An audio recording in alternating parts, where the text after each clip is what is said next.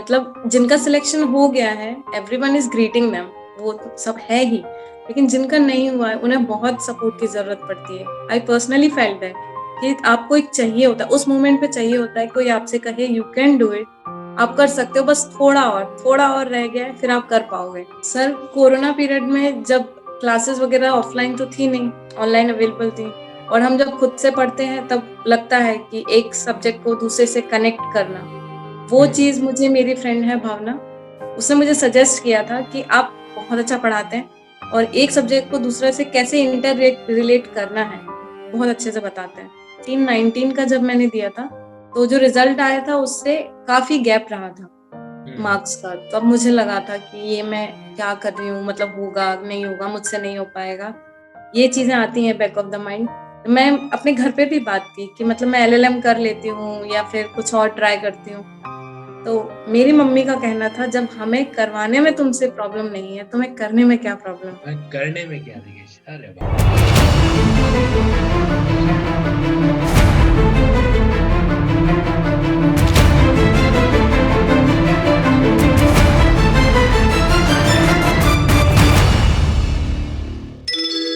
Hello नमस्कार, मैं हूं धनसुख पालीवाल और आज फिर आपके बीच में एक शाइनिंग स्टार। अब शाइनिंग स्टार को क्या बोलूं, मतलब स्टार जो चमक चुका है, अब ये समझ लीजिए आप जुडिशरी के फील्ड में एक ऐसा कैंडिडेट जिसको लाइफ ने बार बार धक्का मार के पीछे किया, बार बार बोला नहीं तुम्हारा सिलेक्शन नहीं करेंगे, नहीं करेंगे, नहीं करेंगे, पर उसका जो जुनून था वो मान ही नहीं रहा था, है ना। उसका जो अपने आप के अंदर जो इंटरनल डेडिकेशन था वो मान नहीं रहा था। कहते हैं ना कि करत करत अभ्यास के जड़ मत होत सुजान, और क्या जीवन के अंदर जो कोशिश करता है आखिर आखिर मंजिल को भी हार माननी पड़ती है। तो उसी का एक रियल एग्जाम्पल, एक रियल टाइम एग्जाम्पल आपके बीच में भी आएगा।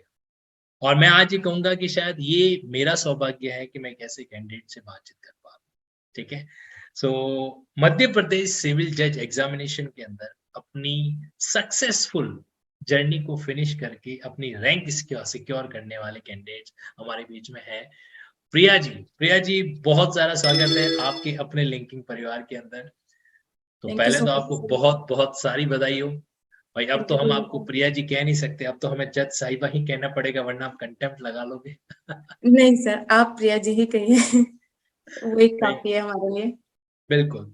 मैं आप सभी को बताना चाहता हूँ कि प्रिया जी जो है अपने फैमिली के अपने आसपास के रिलेटिव वगैरह के पहले ऐसे कैंडिडेट हैं जो लॉ के फील्ड में कूदे हैं, और साथ ही साथ में एडवोकेसी की बात में जज भी बने।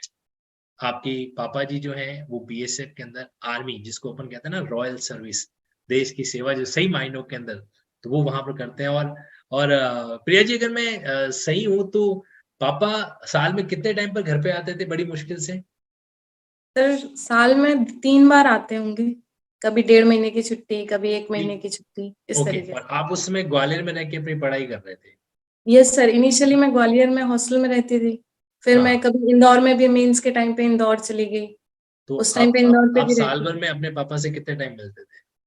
सर जब एक बार छुट्टी आते थे तो मैं उनसे 1 हफ्ते के लिए मिल पाती थी, तो अगर एक हम हफ्ते, ओवरऑल देखें तो साल भर में 21 दिन मिल पाती थी। 21 दिन। अब देख लो, कहते हैं ना कि देश का सैनिक जितनी सेवा करता है ना, तो सैनिक की जो बेटी होती है वो भी उतनी की उतनी सेवा करती है। अब एक बेटी का कितना अफेक्शन होता है पिता से, ये मुझे शब्दों में बयां करने की जरूरत नहीं है। तो 365 दिन में सिर्फ 20-21 दिन ऐसा होता था कि हमारे प्रिया जी जो अपने पापा से मिल पाते थे। लेकिन कहेंगे पापा के उस ड्रीम को ये लोग जरूर प्रिया जी हमारा पूरा करने क्या कर चुके हैं इनफैक्ट। तो आपके घर में पहले आप इस एडवोकेसी के फील्ड से जुड़े हो candidates, right? Yes sir, miss law field में मैं पहली हूँ।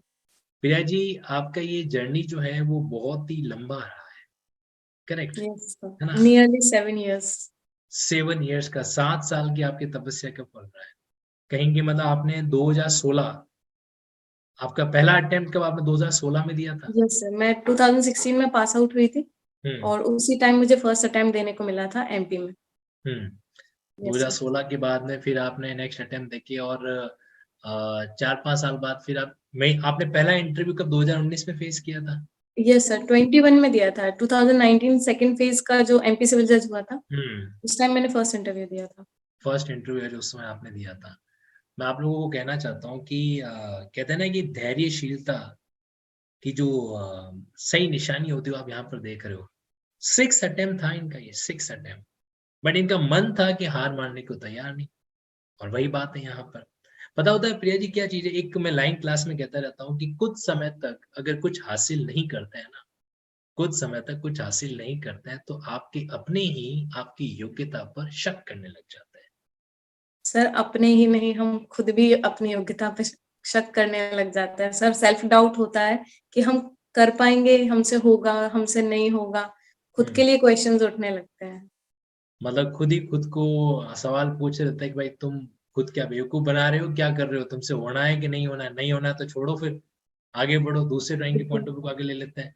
तो अब ये सारी चीजें हमें क्या करती है अपने आप में, मतलब चीजें डील है जो करवाती है। खैर प्रिया जी एक बात बताएं, तो जब आपकी लाइफ में लास्ट टाइम आपने इंटरव्यू दिया था तो इंटरव्यू के अंदर फेल होना मतलब किनारे पे आके नैया डूब जाना, ऐसा एहसास है। फिर टर्निंग पॉइंट क्या रहा, कैसे वापस खुद को तो फिट किया? लास्ट टाइम जब मैंने इंटरव्यू दिया था तो मैंने घर पे किसी को नहीं बताया था। मैं खुद से मैंने मेंस दे दिया। मैंने इंटरव्यू के लिए सिर्फ अपने भाई को बताया, बड़े भाई को। हम दोनों गए जबलपुर, वहां इंटरव्यू दे के वहां से आ गए। हम्म। तो वी वर डेस्परेटली वेटिंग कि रिजल्ट आएगा आएगा, और जब नहीं हुआ then I cried a lot. Mummy बोलती हैं कि जब तुमने यहाँ तक किया है, पहली बात तुमने बताया नहीं, एटलीस्ट तुम्हें बताना चाहिए था, तो एक सपोर्ट सिस्टम रहता है आपके पास। फिर भी चलो नहीं बताया, जब यहाँ तक तुम आ गई तो अब सिर्फ एक स्टेप बाकी है, उसमें इतना क्या सोचना है, तो फिर से करो, गैदर योर एनर्जी, फिर से स्टार्ट करो, डेफिनेटली तुम इस बार कर लोगे। और इस बार मैंने नहीं छुपाया था किसी से, बाय गेट्स गॉड्स ग्रेस हो गया। इस That's बार फिर amazing. क्लियर हुआ। मैं रिकॉल कर पा रहा हूँ जैसे आपने मुझे बताया कि आपने एक टेलीग्राम पे मैसेज ड्रॉप किया था लास्ट ईयर। जी सर, लास्ट टाइम जब इंटरव्यू में सिलेक्शन नहीं हुआ था, तो जिनका सिलेक्शन नहीं हुआ था, आपने मैसेज डाला था ग्रुप पे कि आप लोग मुझसे बात कर सकते हैं, मैं फ्री अवेलेबल हूँ, मैं डेफिनेटली आपको जवाब दूंगा। तब सर मैंने आपको मैसेज ड्रॉप किया था, एंड आफ्टर दैट आपने 1-2 घंटे बाद ही मुझे रिप्लाई किया था। उससे मैं बहुत मोटिवेट हुई थी कि आपने मुझे सजेस्ट किया था कि मतलब आप ये करो, और साथ ही साथ आप चाहो जैसे फाइनेंशियली कोई प्रॉब्लम है या कुछ और है, तो उसका सॉल्यूशन भी है। आप अपने जूनियर्स को या किसी और बच्चों को पढ़ा सकते हैं, जिससे आपकी प्रॉब्लम भी सॉल्व हो जाएगी और आपका रिवीजन भी चलता रहेगा। तो सर मुझे लगा कि हाँ, ये एक अच्छा ऑप्शन है, और यू वर सो हेल्पफुल कि वो मेंटली मुझे बहुत स्ट्रेंथ मिली थी उस चीज से। और आपने मुझे भी मेंटली स्ट्रेंथ इस बात की दे दी है कि जो ही मैं इनिशिएटिव करता हूँ ना, कई बार मेरा ये मानना है कि जब रिजल्ट आता है तो उस समय पहले मैं उन कैंडिडेट से मिलता हूँ जो सेलेक्ट नहीं हुआ। मेरा ये फंडा, मुझे नहीं पता ये सही है गलत है, मैं इसके बारे में ज्यादा नहीं जानता, बट मेरा मानना ये है कि जो सेलेक्ट हो गए उनको तो सिर्फ दुनिया कॉल करके बुला ही रही है। तो जो कैंडिडेट सेलेक्ट नहीं हुए उनसे मैं कनेक्ट होता हूँ, और मैं हर एग्जाम के दौरान ऐसी कोशिश करता हूँ कि जो कैंडिडेट किसी कारण से रह गए उनसे मैं बातचीत करूँ। और शायद वही समय एक संजोग का रहा होगा कि आपसे भी बहुत अच्छा इनिशिएटिव है आपका। मतलब जिनका सिलेक्शन हो गया है, एवरीवन इज ग्रीटिंग देम, वो सब है ही। लेकिन जिनका नहीं हुआ है, उन्हें बहुत सपोर्ट की जरूरत पड़ती है। आई पर्सनली फेल्ट दैट कि आपको एक चाहिए होता है, उस मोमेंट पे चाहिए होता है कोई आपसे कहे यू कैन डू इट, आप कर सकते हो, बस थोड़ा और रह गया है, फिर आप कर पाओगे। बहुत हेल्पफुल होता है ये चीज। पता है अभी हमारे प्रिया जी का सिलेक्शन हुआ है। हाँ, ये बात मुझे नहीं पता प्रिया जी के सामने कहनी चाहिए कि नहीं कहनी चाहिए, बट मैं कहना चाहता हूँ क्योंकि मैंने इनसे प्रॉमिस किया था और इनसे प्रॉमिस लिया था कि जो सेशन होगा एकदम नेचुरल हो। तो मैं नेचुरल बात शेयर कर रहा हूँ। एमपी के रिजल्ट आए प्रिया जी, कितना समय हुआ है? 2 महीने हो गए, 1.5 महीने हो गए, 45 दिन हो गए। यस सर, 18 फरवरी को आया था। मैं आपको बताना चाहता हूँ कि 45 दिन बाद इनकी जानकारी तो हमको फर्स्ट डे ही मिल गई थी कि हमारे प्रिया जी सेलेक्ट हो गए। बट 45 दिन बाद मेरी टीम ने इनसे कांटेक्ट किया इस बारे में, क्योंकि मैंने कहा अब इनको सेलिब्रेट करने दो, अभी आराम से 40-45 सेलिब्रेट करने दो, बाद में क्योंकि सेलेक्टेड कैंडिडेट्स हैं, अपने कैंडिडेट से कहाँ जाएंगे, तो सही इनसे बात अपन है बाद में सर। मिल लेंगे। क्योंकि प्रिया जी एक रीजन ये भी था कि इन बिटवीन जो है मैं उन कैंडिडेट से कनेक्ट होकर पर्सनली मिल रहा था जो कैंडिडेट इस बार किसी कारण से जो है रह गए। खैर चलिए, तो प्रिया जी सीधा सा सवाल, ये लिंकिंग लॉ को कब से झेल रहे हो? सर कोरोना पीरियड में जब क्लासेस वगैरह ऑफलाइन तो थी नहीं, ऑनलाइन अवेलेबल थी, और हम जब खुद से पढ़ते हैं तब लगता है कि एक सब्जेक्ट को दूसरे से कनेक्ट करना, वो हम्म। चीज मुझे मेरी फ्रेंड है भावना, उसने मुझे सजेस्ट किया था कि आप ये देखो सर, ये सर वीडियोस बहुत अच्छे मतलब ये बहुत अच्छा पढ़ाते हैं, और एक सब्जेक्ट को दूसरे से कैसे इंटर रिलेट करना है, बहुत अच्छे से बताते हैं। तो मैं 2020 से फिर आपके वीडियोस देख रही हूँ। हर मतलब कभी मुझे सीआरपीसी में, एविडेंस में कहीं भी डाउट होता है तो मैं सर आपके नाम से सर्च यूट्यूब पे सर्च करके, आपका चैनल सब्सक्राइब कर रखा है मैंने, हमेशा देखती हूँ, नोटिफिकेशंस आते हैं, स्पेशली फिर सर्च करके खुद ही देख लेती हूँ कि हाँ ये वाले वीडियोस हैं, तो ये आपने देख। मतलब भी वीडियोस वगैरह, डायग्रामेटिक नोट्स वगैरह सारा उनको फॉलो वगैरह कर रखा है। चलो, यस सर। आपके फ्रेंड भावना जी जहाँ कहीं पर भी हैं, इस वीडियो को सुन रहे हैं, तो मेरी तरफ से मैं आपको थैंक यू बोलता हूँ कि कहीं न कहीं जो है आपने प्रिया जी को कनेक्ट करवाया लिंकिंग लॉ से। और जी सर। नो डाउट हमारा तो सौभाग्य है ही कि हम इनके लिए थोड़ा कुछ भी जो है योगदान है वो कर पाए। तो प्रियंका जी, कुल मिला के मतलब एक बात बताइए, अभी 2023 चल रहा है ना? आज का कंपटीशन, आपने तो 2016 से कई चीजों को फाइट किया है, तो जी सर। 2016 से 2017-18 मुश्किल होता है, 2018-19 से 2020-21 मुश्किल होता है। तो इस बदलते टाइम के अंदर ये जो मॉडर्न टेक्निक हम लोग इस्तेमाल करते हैं, लिंकिंग वाला, डायग्रामेटिक नोट्स वाला, लिंकिंग चार्ट्स के मेडिटेशन वाला, क्या ये टेक्निक वाकई में वर्कआउट करता है? What's your opinion? Sir as I observe, जब हम 2016 में जब मैंने फेस किया था, तो उसमें था कि हम we stick to direct particular subject, हम उससे कर सकते हैं। लेकिन बाय द टाइम ये कंपटीशन इतना टफ हो गया है, मे बी इस वजह से कि न्यू स्टूडेंट्स जो आ रहे हैं मेंटली एकदम फ्रेश है न्यू आइडियाज के साथ, तो सर ये चीजें बहुत हेल्पफुल रहती हैं कि मतलब आप कोई क्वेश्चन कवर कर रहे हैं, उससे रिलेटेड भी आप अगर प्रोविजंस लिख रहे हैं तो आप स्कोरिंग रहता है, याद करने में आपको आसानी रहती है। आप एसेज वगैरह जब लिखते हैं सर, तो ये इंटर जो कनेक्शन है ये आप वहां मेंशन करते हैं तो भी बहुत स्कोरिंग रहता है, प्री में भी काम आता है। जी एग्जैक्टली। सर, काफी ऐसे हेल्पफुल राइटिंग रहता करते है। समय भी इंटरलिंकिंग वगैरह करता है तो हेल्प करता है। और देखो, ये मैं इनसे इसलिए बुलवा रहा हूँ ताकि आप लोग, आपसे कह रहा हूँ इधर आई कांटेक्ट बना लो, इधर उधर मत देखो। आपसे कह रहा हूँ कि एक जज की बात सुन लो, अपने तनसुख सर की बात नहीं सुननी है, मत सुनो। जज की बात सुन लो, क्योंकि जज बनना है तो जज को सुनना पड़ेगा। ठीक है? आप जब जज बनोगे, हो सकता है हमारे प्रिया जी एडीजे बन के बैठे उस समय, तो फिर कंट्रोल तो कहीं की एमपी के अंदर आपका रहेगा ही रहेगा इनके ऊपर। इंटरव्यू जो आपका सेशन रहता है, उसका अनुभव कैसा रहा आपका इंटरव्यू को लेकर? सर मेरा इंटरव्यू 9 फरवरी का था, ऑलमोस्ट लास्ट में, और उस डे भी लास्ट था, तो बहुत ज्यादा टाइम तो नहीं दिया था उन्होंने। बट हाँ, जो क्वेश्चंस उन्होंने पूछे थे वो सब्जेक्ट से, लोग अकोमोडेशन एक्ट से पूछा था, कुछ मैं एलआरसी से। बीच में आपको रोक रहा हूँ। जी सर। आपका इंटरव्यू लास्ट डे को भी लास्ट में था? Yes sir, third last day था, 11 फरवरी तक इंटरव्यूज चले थे, हम्म 9 फरवरी को था मेरा, उसमें भी 10th नंबर पे था, एकदम लास्ट में। एकदम लास्ट के अंदर, तो कहीं के आपके जी माइंड में सर। ये चीज चल रही थी कि अरे यार, अब तो ये लोग पूरे थक चुके होंगे, या किस तरीके से मेरा इंटरव्यू, क्या ये चीज आपके माइंड में आई थी? यस सर, बिल्कुल आती है, जब अब वहां पे इंटरव्यूज जब मतलब किसी का चल रहा है और बाकी जो रिमेनिंग स्टूडेंट्स हैं वो सब बैठे हैं या बात कर रहे हैं, तो कई लोग बोलते हैं कि अरे उनको तो जिनका सिलेक्शन करना था उन्होंने कर लिया, अब तो बस फॉर्मेलिटी हो रही है, या फिर अब तो बस वो टाइम पास कर रहे हैं, बस निकाल एलिमिनेशन चल रहा है। ऐसी भी बातें आती हैं सर उस टाइम सुनने में एक दूसरे से। हाँ, उस टाइम कान जो है ज्यादा चौकन्ने हो जाते हैं, वो हर बात को सुनते हैं। पास में कोई गॉसिपिंग भी कर रहा है तो हमारा कान उसको फटाक से सुन लेगा। अरे यार, ये सवाल पूछ लिया, अब पूछा कि नहीं पूछा, हमारा कान सुन लेता है उसको। तो अब आप जी इंटरव्यू सर। वो बोर्ड के अंदर पहुंचे, वहां से आगे का अनुभव कैसा रहा? सर इनिशियली उन्होंने पर्सनल क्वेश्चंस पूछे कि आप मतलब कहाँ से हैं, फादर क्या करते हैं, आप इस फील्ड में मतलब क्यों हैं, और फिर उन्होंने सर सीआरपीसी से, आईपीसी से, अकोमोडेशन से, मुझे क्वेश्चंस एग्जैक्टली याद नहीं है sir, sorry for that, but hmm हाँ ये सब्जेक्ट्स हैं जिन्होंने मतलब उन्होंने ज्यादा से ज्यादा लोकल लॉ से पूछा मुझसे, तो और देन सीआरपीसी से पूछा, एक दो क्वेश्चंस उन्होंने आईपीसी से पूछे बस। And after okay. 10 minutes, they said, okay, you can go. तो बिल्कुल 10 मिनट्स के अंदर उन्होंने अपना फाइनल मूड बना लिया कि भैया इन जज साहिबा को तो लेना ही लेना है। राइट। जी चलिए, सर। बहुत अच्छा लगा। मेंस की प्रिपरेशन की बात करें अपन यहाँ पे, प्रिया जी, तो मेंस के रिगार्डिंग आपने ऐसे राइटिंग वगैरह जो सेगमेंट रहता है, तो उसको आपने फर्स्ट डे से ही ऐसे को मतलब एक एक ऐसे तैयार करना शुरू कर दिया था, या बोला कि नहीं, जब मेंस प्री निकालूंगी उसके बाद मैं ऐसे की तैयारी करूंगी? वहां पे क्या स्ट्रेटजी फॉलो की? सर कुछ जो रहते हैं कि आते ही हैं, जैसे हम कुछ टॉपिक्स होते हैं जैसे पोल्यूशन पे हो गया, या लिव इन रिलेशनशिप जो इस बार आया था या पिछली बार, तो उसे कुछ उन पे हम लिख के रख लेते हैं कि हाँ ठीक है, ये तो है कि आएंगे तो हम इससे लिख लेंगे।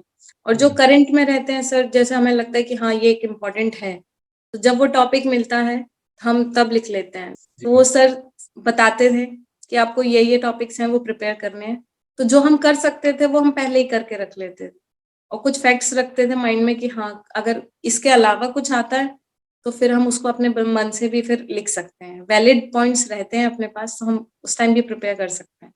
मतलब कहेंगे थोड़ा सा हमें प्री प्लान भी करके रखना चाहिए जो ये कॉमन सर, ऐसे के टॉपिक होता ये सर जो है। कॉमन एक रहते जनरल हैं। बात, या एक जनरल बात आपसे जानना चाहता हूँ Priya ji. Being a girl, एक बहुत बड़ी तलवार सिर पे लटकती रहती है, जिसको हम सब लोग शादी नाम का प्राणी बोलते हैं, ठीक है। तो आपके केस में भी ऐसा हुआ कि मतलब कोई रिलेटिव आया बोला कि बेटा अब तो शादी वादी कर ही ले, तेरे ससुराल जाके पढ़ाई कर लेना, ऐसा वैसा कुछ माहौल बना था? ये सब बनता है, मतलब मेरी फैमिली में ऐसा नहीं हुआ कि मतलब मेरी मम्मी या पापा कुछ, बट हाँ बाकी लोग जैसे पेरेंट्स बाहर जाते हैं तो सब लोग बोलते हैं कि आप प्रिया को आपने किस फील्ड में कर दिया, अच्छा इसे वो इंजीनियरिंग करती, जॉब करती होती, शादी हो जाती, आप लोग क्या करवा रहे हो उससे, कर दो उसकी शादी, अब तो कर दो, उसके साथ की सारी लड़कियों की हो चुकी है, वो कब करेगी, उसके कब करोगे। तो ये मेंटल ट्रॉमा है वो मेरे पेरेंट्स ने झेला है। अच्छा, वो जो रिलेटिव थे, उन रिलेटिव का अब ओपिनियन पूरा चेंज हो गया होगा? Totally change, they are now कि हाँ हमें तो पता था ये कर लेंगी, हमें तो पता था बहुत अच्छी लड़की है, हमेशा पढ़ती रहती थी, तो हमें पता था हो जाएगा इसका, अच्छी चीज में टाइम लगता है, हो जाता है। सुन रहा है विनोद, किस तरीके से रिलेटिव जो है अपनी ओपिनियन चेंज करता रहता है। आप लोग भी सुन लो, इसीलिए रिलेटिव की बातों से ज्यादा परेशान नहीं होना, है ना। ये इधर भी घूमेंगे उधर भी घूमेंगे, जब तक कुछ बनोगे नहीं तब तो कह रहे यार खराब कर रही है, अपना टाइम निकाल रही है, ये कर रही है, वो कर रही है। और जब कुछ बन जाओगे, हमें तो पहले से ही पता था, वहां पे फिर वो अंतर्यामी बन जाते हैं। तो इसीलिए दूसरों से हमें प्रभावित नहीं होना है। आपका मन कहता है, हाँ अपने पेरेंट्स की बात हमारे लिए बहुत मायने रखती है। जब जैसे इन्होंने प्रिया जी ने बताया कि पिछली बार जब नहीं हो पाया तो उनकी मम्मा ने कहा कि बेटा जब तू यहाँ तक पहुंची अब तो एक ही कदम आगे है, एक ही कदम आगे का मामला है, और छलांग लगा दी। तो इसलिए इन चीजों को हमेशा ध्यान रखना और हमें प्रभावित जो नहीं होना, हमें टेंशन वेंशन उनकी नहीं लेनी है, अपने मन की बात को सुनते जाओ और करते जाओ। बट प्रिया जी एक चीज ये भी तो होती है ना कि भाई हर कोई आपके जितना धैर्य तो रख नहीं सकता। जी सर पेशेंस बिल्कुल। रखना बहुत बड़ी बात होता है। 2 साल 3 साल के बाद कई कैंडिडेट जो है मैदान छोड़ के चले जाते हैं। तो आपके माइंड में भी आया होगा कि यार अब तो मतलब छोड़ो इसको यार, कुछ बैक दूसरा ही प्लान करता है कुछ, ऐसा टर्निंग पॉइंट रहा? जी बिल्कुल रहा है सर, मेरे मतलब 2018-19 का जब मैंने दिया था, तो जो रिजल्ट आया था उससे काफी गैप रहा था हम्म मार्क्स का, तब मुझे लगा था कि ये मैं क्या कर रही हूँ, मतलब होगा नहीं होगा, मुझसे नहीं हो पाएगा, ये चीजें आती हैं बैक ऑफ द माइंड। मैं अपने घर पे भी बात की कि मतलब मैं एलएलएम कर लेती हूँ या फिर कुछ और ट्राई करती हूँ, तो मेरी मम्मी का कहना था जब हमें करवाने में तुमसे प्रॉब्लम नहीं है, तुम्हें करने में क्या प्रॉब्लम, मैं करने में क्या दिखेश, अरे वाह क्या बात। मतलब हम तुम्हें सपोर्ट कर रहे हैं, हम फाइनेंशियली तुमसे कुछ नहीं कह रहे, हम तुमसे ऐसा भी नहीं कुछ काम करने को बोल रहे हैं, कुछ भी नहीं है, you are totally free from our side, तुम्हें सिर्फ मेहनत करनी है, हम टाइम दे रहे हैं, हम सब कुछ तुम्हें सपोर्ट कर रहे हैं, तो तुम्हें क्या प्रॉब्लम, हम तुम्हें बना रहे हैं, तुम्हें सिर्फ अपनी मेहनत क्या करनी है। बात है। इनकी मम्मा का डायलॉग आपको कैसे लगा कि भाई जब हम तुमसे कुछ एक्स्ट्रा करने के लिए नहीं कह रहे या हम तुमको जब करवा रहे हैं तो तुम्हें करने में क्या दिक्कत है? It's really appreciable. यहाँ पर आपके मम्मी पापा के स्पेशल मैं लिंकिंग सैल्यूट करता हूँ, क्योंकि बहुत अच्छी बात है कि पेरेंट्स इस तरीके से बच्चों को क्या करें, सपोर्ट है जो कर रहे हैं, that's really amazing. Priya ji बहुत मजा आया आज का ये सेशन, मुझे पर्सनली भी बहुत कुछ सिखा रहा है। और डेफिनेटली देखो अच्छी बात है कि आप अपनी फ्रेम के अंदर अभी भी किताबों को रख रहे हैं, दैट्स रियली गुड थिंग। मतलब जज बनने के बाद भी किताबें हमारा पीछा नहीं छोड़ती है सर ना। ये नहीं छोड़ेंगी। आप आगे बढ़े लाइफ के अंदर, ईश्वर से हमारी प्रार्थना है कि और भी कहीं मंजिल को, और भी कहीं आसमान को छूने का आपका इरादा है वो पूरा होगा। ठीक है thank ji, you so much sir. चलिए keep it up and wish you all the best and again thank you sir. Congratulations. Thank you.